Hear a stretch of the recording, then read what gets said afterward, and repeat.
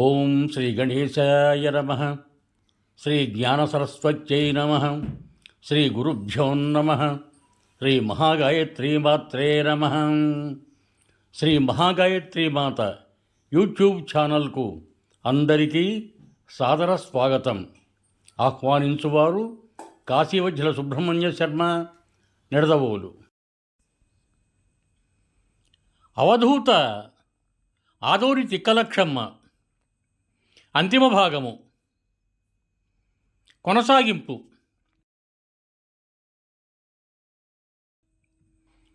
వర్షాకాలంలో ఒకసారి కుంభద్రోణంగా వాన కురిసింది. లక్షమ్మ ఒక నీటి కాలువలో కూరుకుపోయింది. ఆమె కోసం ఎదురుచూచే పుణ్యాత్ములు, భక్తులు వెతికి వెతికి వేసారారు. మూడవ నాడు కాలువలో శవం వలె పడి ఉన్న లక్షమ్మను బయటికి తీశారు. అమ్మ చనిపోయిందని గుమిగూడిన వారు ఏడవసాగారు. లక్షమ్మ కళ్ళు తెరిచి చుట్టూ పరికించి నవ్వింది. 3 దినాలు సమాధిలో ఉన్న అమ్మకు కాలువలో కూరుకుపోయినా ఏమీ కాలేదని జనులు ఆశ్చర్యపోయి అమ్మ ఎంతటి శక్తిమంతురాలో గ్రహించారు.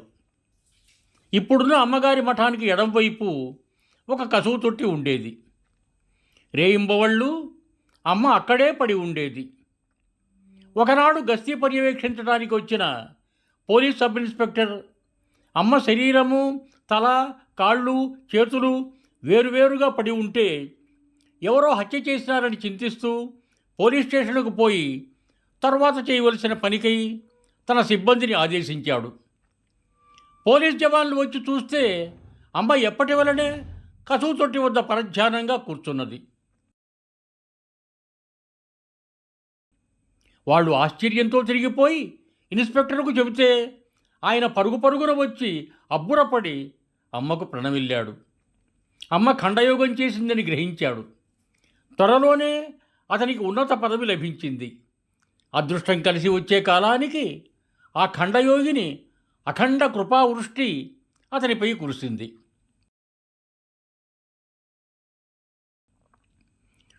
లక్షమ్మ మహాత్మురాలనే ఖ్యాతి ఆదోని పట్టణం పొలిమేరలు దాటి చుట్టుపట్టు జిల్లాలకు పాకటంతో తండోపతండాలుగా జనులు ఆమె దర్శనానికి రాసాగారు.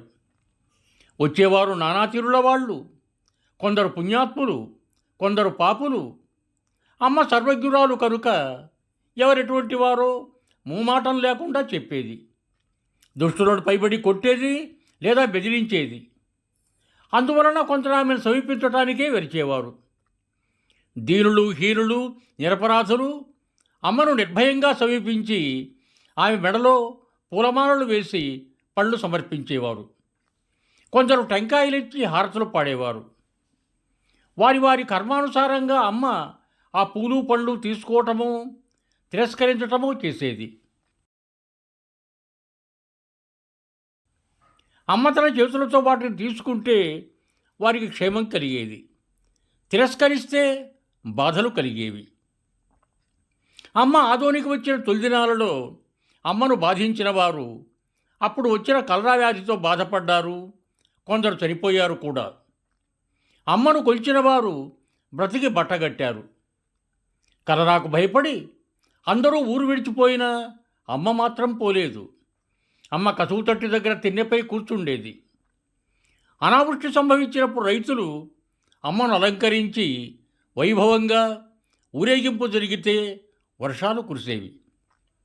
అమ్మకు దూరదృష్టి, దూరశ్రవణము, పరచిత్త జ్ఞానము, భవిష్యత్ జ్ఞానము వంటి శక్తులు ఉండటం చేత అల్లంత దూరం నుండి కానీ సమీపం నుండి కానీ పోయేవారిని చూస్తూ వాళ్ళు వినేట్లుగా బిగ్గరగా కేకలు వేసేది. అయ్యో పాపం, చిక్కులు వచ్చాయి, తొలగిపోతాయిలే అంటే శంకాకురుడై కోట్లకు పోయేవారికి అనుకూలమైన తీర్పులు వచ్చేవి. ఇప్పుడే పోతే నీ వెంట వస్తుంది పో అని ఒక వ్యక్తిని చూచి అమ్మ బిగ్గరగా అరిచింది. అతని పెళ్ళాం అతన్ని విడిచి పుట్టింటికి వెళ్ళిపోయింది. ఎవరెంత చెప్పినా ఆమె తిరిగి రాలేదు. కానీ అమ్మ మాటలు విని భర్త అత్తవారింటికి పోతే అతని భార్య మరలా కాపురానికి వచ్చింది. అమ్మ, అది సందు పోడే, అంటే దూరం నుండి దొంగచాటుగా విటీవిటులు సిగ్గుతో తలవంచుకొని పోయేవారు. బిడ్డల పెళ్లిళ్ల కోసం అమ్మను ప్రార్థించబోయిన తల్లిదండ్రులతో మీరు తూచి వచ్చిన సంబంధం నిశ్చయమవుతుందనేది. ఒకడు మూడవ పెళ్లి చేసుకునే ముందు అమ్మ దగ్గరకు పోతే, పాపం మంది పిల్ల ఏడుస్తుందిరా అన్నది. పెళ్లి జరిగిన 5 నెలలకే వాడు చనిపోయాడు. ఆ పిల్లకు పాపం వైధవ్యం సంప్రాప్తించింది.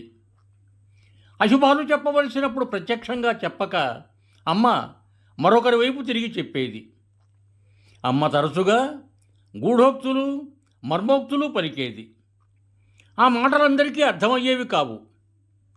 ఎవరైనా మృష్టాన్నాలు తెస్తే కొందరివే గ్రహించేది. తాను కొంత తిని ముక్తశేషం ప్రసాదంగా ఇచ్చేది. అమ్మ ఆరుబయట పడుకుంటే వర్షం ఆమె పడుకున్న చోట పడకుండా అల్లంత దూరాన పడేది. అమ్మ ఒక్కొక్కప్పుడు 2-3 దినాలు వరుసగా నిర్వికల్ప సమాధిలో బ్రహ్మానుసంధానం చేస్తూ ఉండిపోయేది.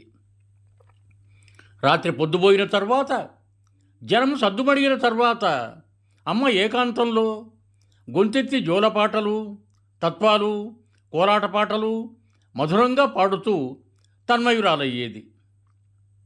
అమ్మ వద్ద పాపమ్మ, హనుమక్క అనే 2 భక్తులు సదా సేవలు చేస్తుండేవారు. ఆమె యందు సంపూర్ణ భక్తి విశ్వాసాలు పెంచుకొని అన్ని విధాలా ఆమెకు తోడ్పడ్డారు వారు. దివంగతులు రాచోటి వీరಣ್ణ, తుంబడం గుత్తి లక్ష్మయ్య, బలేకల్లు నరసప్ప మొదలైన వారు అమ్మ కరుణతో వారందరికీ ఇహము పరము 2 దక్కాయి.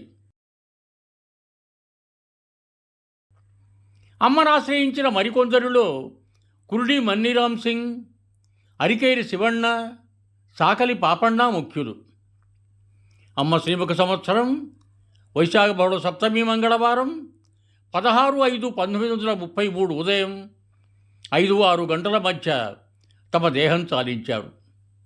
ఆమె ఎప్పుడూ కూర్చుండే చోట సమాధి చేద్దామంటే కొందరు మతాంతరులు ఆటంకాలు కలిగించారు. అయితే రాచోటి రామప్ప, తుంబళం లక్ష్మయ్య తోడుగా అట్టివారి కుతంత్రాలు సాగనీయక తమ పలుకుబడి వినియోగించి అక్కడే అమ్మను సమాధి చేశారు. అమ్మ పార్థివ శరీరాన్ని అభిషేకించి అలంకరించి మేళతాళాలతో ఊరేగించి సమాధి చేశారు. తర్వాత కాలాన అమ్మకక్కడ ఒక మఠం నిర్మించారు.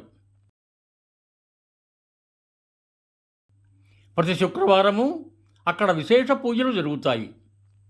ఆనాటి నుండి అమ్మ ఆరాధనోత్సవాలు, రథోత్సవం ఏటేటా జరుగుతున్నది. ఉదయం 5 గంటల నుండి 12 గంటల దాకా సమాధికి అభిషేకము, పాదపూజలు, అన్నసంతర్పణం జరుగుతాయి. మధ్యాహ్నం 3 నుండి 7 గంటల దాకా ఆదోని పురవీధుల గుండా రథం ఊరేగింపు జరుగుతుంది. సమస్త జనానికి విశేషంగా అన్నదానం జరుగుతుంది. ప్రస్తుతం ఆదోనిలో ధర్మకర్త నేతృత్వంలో ఏటేటా ఈ ఆరాధనోత్సవాలు జరుగుతున్నాయి. ఆదోనితో పాటు కర్ణాటకలోని రాయచూరు జిల్లా ఎలుబురిగిలో కూడా అమ్మ ఆరాధనోత్సవాలు పెద్ద ఎత్తున జరుపుతున్నారు. అమ్మ జీవిత విశేషాలు తొలుత నిశ్చింత సూరాచార్యులు తమ మహనీయుల చరిత్రలో 1923లో సంగ్రహించినాడు. ఆయన 1924లో కీర్తిశేషుడైనాడు.